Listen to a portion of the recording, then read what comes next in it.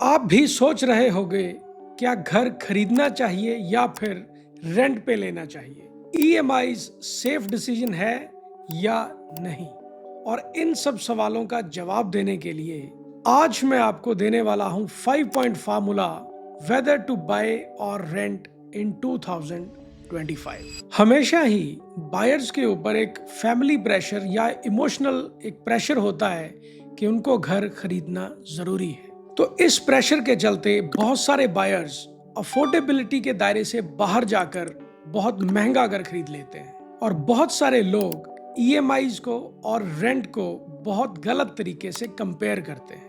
लोग ये देखते हैं कि ईएमआई तो सिर्फ 20,000 आ रही है और रेंट 25,000, लेकिन ईएमआई के अंदर इंटरेस्ट, टैक्स, मेंटेनेंस ये सब भी होता है। तो अब हम डिस्कस करते हैं 5 point formula whether to buy और रेंट। सबसे पहला पॉइंट है आपकी जॉब स्टेबिलिटी। तो जॉब स्टेबिलिटी में आपको अपनी फिक्स्ड इनकम और सेविंग्स देखनी है। तो इसमें आपको ये चेक करना है कि आप लंबे समय तक किसी भी प्रॉपर्टी को फाइनेंस कर सकते हो या नहीं।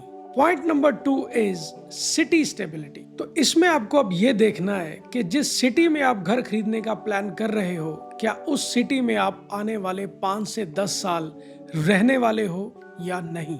अगर आपकी जॉब कुछ और डिमांड कर रही है और सिर्फ 2-3 साल के लिए ही आप किसी सिटी में रहना चाहते हो, तो उस सिटी में घर खरीदना बेवकूफी ही है। तीसरा पॉइंट है डाउन पेमेंट। घर खरीदने से पहले ये आपको देखना है कि क्या आप फुल अमाउंट का 20 to 30% डाउन पेमेंट कर सकते हो या नहीं। Fourth point is total cost calculation. तो अब मैं आपको बताने वाला हूं कि टोटल कॉस्ट के अंदर कौन कौन सी चीजें इंक्लूड होती हैं। Monthly EMI, taxes and registry cost, और इन सब को कैलकुलेट करे बगैर आप घर बिल्कुल मत खरीदना। And the last point is opportunity cost.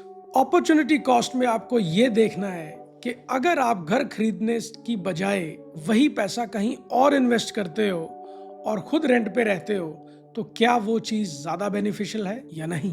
तो अगर इन 5 बॉक्सेस में से आपके 3 टिक्स होते हैं तो भी आपको बाय करना चाहिए।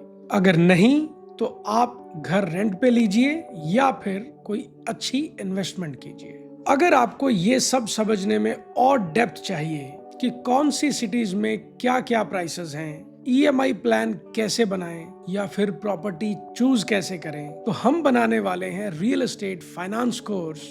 तो अगर आपको ये कोर्स सच में चाहिए तो कमेंट बॉक्स में टाइप कीजिए कोर्स। और अगर ये वीडियो आपको पसंद आई हो तो इस वीडियो को लाइक करें, शेयर करें और हमारा चैनल सब्सक्राइब करें।